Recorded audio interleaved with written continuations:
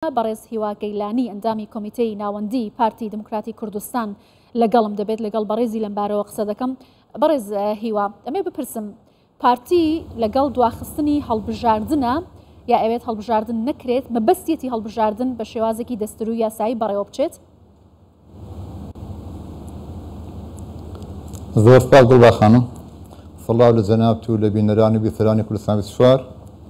بابەتی هەڵبژاردن بابەتێکی گرنگ و چارەنووسسازە، پەیوەندی بە کۆی پرۆسەی سیاسی هەیە لە کوردستان و بە هەموو خەڵکی کوردستانەوە هەیە. پارتی دموکراتی کوردستان هەمیشە لەگەڵ هەڵبژاردن بووە، کەس ناتوانێت مزارێ ئێوە بەسەر ئێمەدا بکات کە پارتی لەگەڵ هەڵبژاردن نەبووە.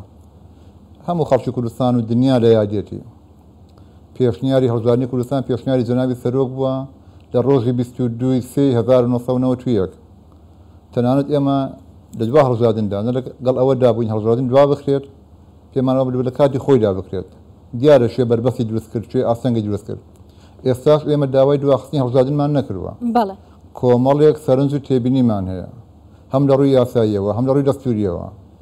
نامانەوێت داخلی هەڵبژاردنێک ببین کە پێشتر دیزاین کرابێت. فەلسەفەی هەڵبژاردن چییە؟ گەڕانەوە بۆ ڕای خەڵک. ئەگەر ڕای خەڵک ڕۆڵ نەبینێت و پێشتر ئەنجامەکانی دیاری کرابێت، حتمما پارتی بەشداری هەڵبژاردنێکی ئاوا ناکات. ئەگەر نا ئامادەییمان هەیە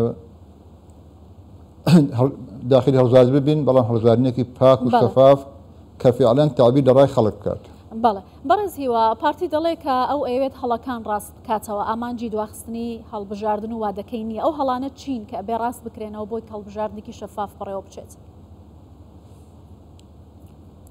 یەک، ئەو بڕیارانەی کە بە ناو دادگای فیدراڵی داوێتی تەداخلکردنە لە تەجاوزکردنی ئەرکەکانی خۆیەتی، بابەتی پێکهاتەکان یەکێک لە خاڵە گەشەکانی هەرێمی کوردستان ڕێزگرتن لە پێکهاتەکان و ئەو بەیەکەوەژیانەیە هەیە، ئەوان پێکهاتەکانیان بێبەش کردووە لە هەڵبژاردن.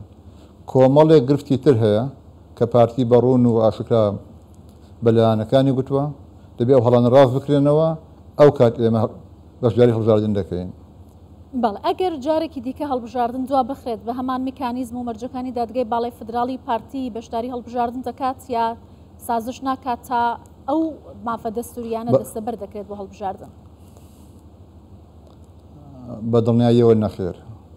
ئەگەر هەڵەکان ڕاست نەکرێنەوە، ئەگەر فەرز و تێبینەکانی ئێمە بە هەند وەرنەژیرن، ئێمە داخلی هەڵبژاردن نابین. بەڵام گەشتبینین لەوەی کە هەم کۆمەڵگای دەولی هەم لایەنە پەیوەندیدارەکان تەفەهومی تێبینەکانی پارتی دەکەن، مافمان پێدەدەن، بۆیە گەشتبینین بەوەی کە فەرز و تێبینەکانی پارتی بە هەند وەرنەژیرن و هەڵەکان ڕاست دەکرێنەوە.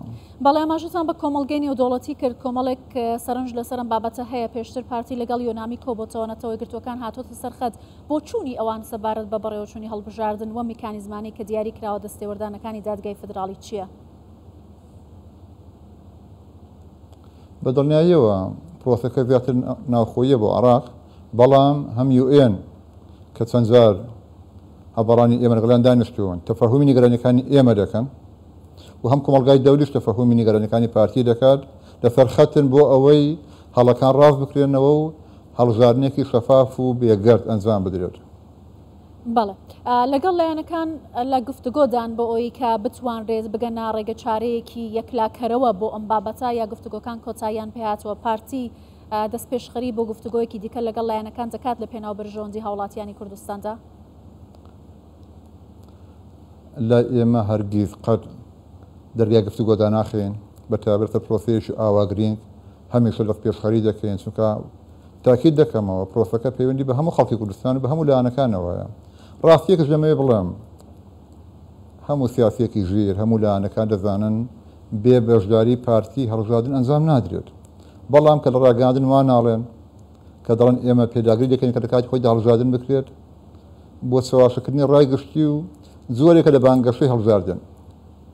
بەڵێ، هاوکات لابردنی کورسی پێکاتەکان و هەڵوێستی پێکاتەکان لەسەر گەڕانەوەی کورسیەکانیان تا چەندە کاریگەری دەبێت، بە تایبەتی کارێمی کوردستان بەردەوام مافی بە پێکاتەکان داوە، بەشدارن لە حکوومەت لە پەرلەمان کورسیان هەیە. بۆچی دەست بۆ کورسی پێکاتەکان دەبردێت لە پێناو پەکخستنی یاسا و دەستور لە هەرێمی کوردستان؟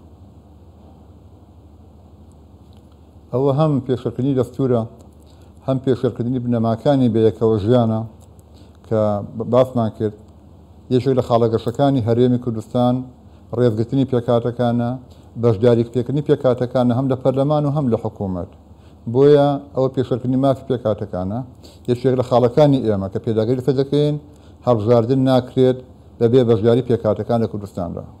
بەڵێ بەڕێز هیواگەیلانی ئەنجامی کۆمیتەی ناوەندی پارتی دموکراتی کوردستان سپاس لە ڕانیەوە لەگەڵ کوردستان 24